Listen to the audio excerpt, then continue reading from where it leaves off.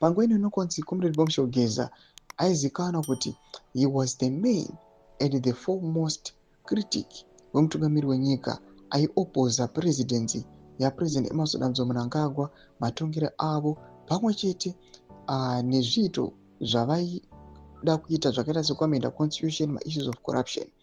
Panguva ino Bombshell Geza achitisiya aiwa achifuka rake ega.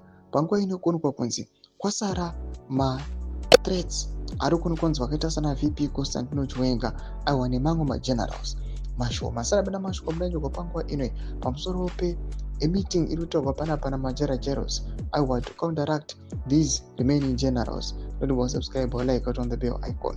Tibina paende majeros mudanjiro GT reports that Mnangagwa had a meeting this evening at his Borodo private residence, attended by his close confidants.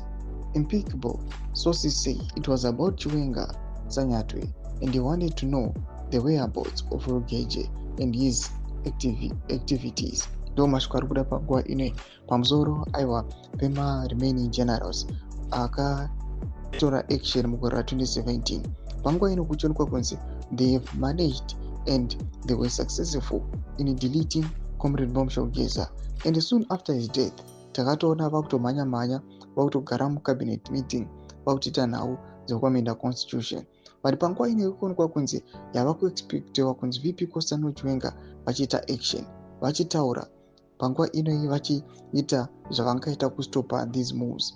Panguva ino kuonekwa kunzi pane meetings akugarwa pasi again kuti vakwanise kuona kuti these remaining generals angaitwa sei nawo. Mashoko ari kuda panguva ino muRezimbabwe zvinoonekwa kunzi the situation is now very tense, it is now very tight. Ameno kuti kunodyiwa rinopisa here. Bila comment section medu dzafunguro aimbo tudi pamusoro pechitiko ichi. Musangana subscribe or like pamwe chete noturn on the bell icon.